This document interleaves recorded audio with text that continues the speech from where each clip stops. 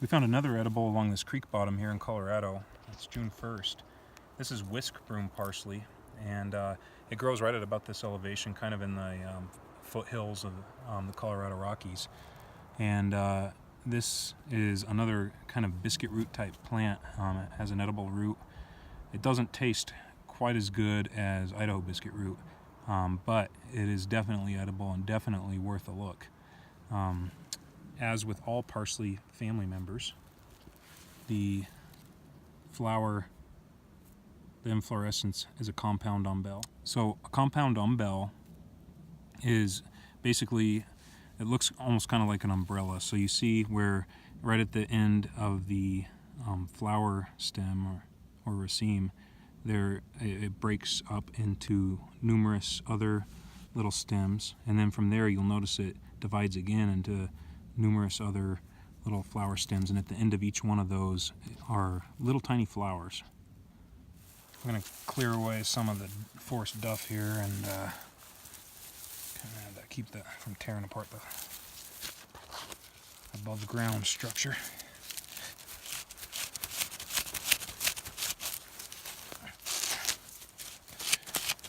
This plant is a plant that was used for its roots. It has some starches in it, and this would have been an important food resource for Native Americans that were living in this area, specifically groups like the Utes and Cheyenne and even the Arapaho, and the Apaches came up in this region as well. This is most of the plant, including the root structure. I don't have today with me an adequate digging stick, but I got most of it. You can eat the leaves of this as kind of a garnish, or put it in soups or stews, but this plant was largely prized for its root. I'm removing some of the outer skin of the root because that can, on many of these plants, be kind of bitter. This plant has quite a few starches in the root.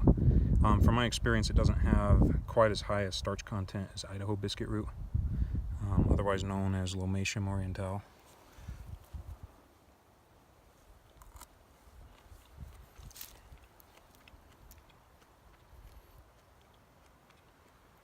There is with this plant, there's a slight hint, just the slightest hint of bitter to it, but it's very sweet and very starchy overall, and it's a really delicious plant.